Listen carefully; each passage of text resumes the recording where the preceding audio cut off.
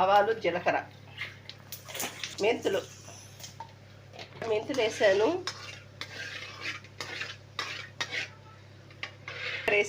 మెంతులు వేసేసాను. చూడండి, ఆనియను, పచ్చిమిరపకాయ, అల్లం వెల్లుల్లి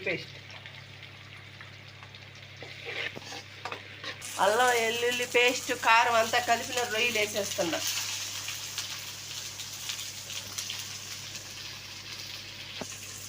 చూడండి, వాటర్ వేయలేదు, ఇలాగే వాడిపోయింది. ఇప్పుడు నేను టమాటా మిక్సీకి వేసేస్తున్నాను.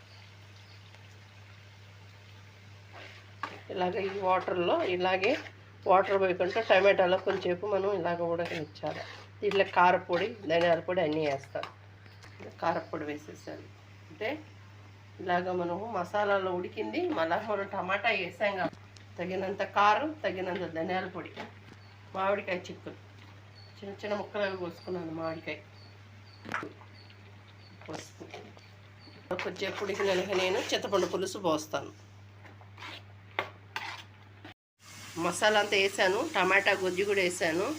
చూడు, ఆయిల్ అంతా పైకి వచ్చింది, టమాటా ఉడికింది. నేను చింతపండు పులుసు వేసేస్తాను. మనకు తగినంత వాటర్ వేసుకోవచ్చు, మనకు ఉప్పు కారం చూసుకోవచ్చు. నేను కళ్ళు పెట్టాను, ఉప్పు చూసాను, ఉప్పు తక్కువగా ఉంది, నేను ఉప్పు వేసుకుంటున్నాను. ఇలాగ మనం ఇప్పుడు వేసుకోవచ్చు, ఏది తక్కువ వచ్చినా. నాకు అన్నీ పర్ఫెక్ట్గా కుదిరాయి. ఇలాగ 2 నిమిషాలు మనకు కుక్ అవ్వాలి.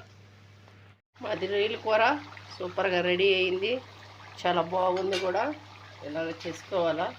రొయ్యల కూర నచ్చిన వాళ్ళు కామెంట్ పెట్టండి, సబ్స్క్రైబ్ చేసుకోండి ఫ్రెండ్స్. ఎవరు సబ్స్క్రైబ్ చేసుకోలేదో చేసుకోండి.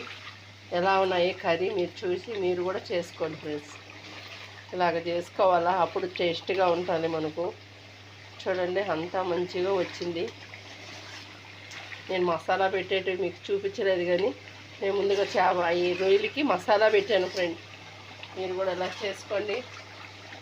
ఎలా ఉన్నదో కామెంట్ పెట్టండి ఫ్రెండ్స్. Okay friends.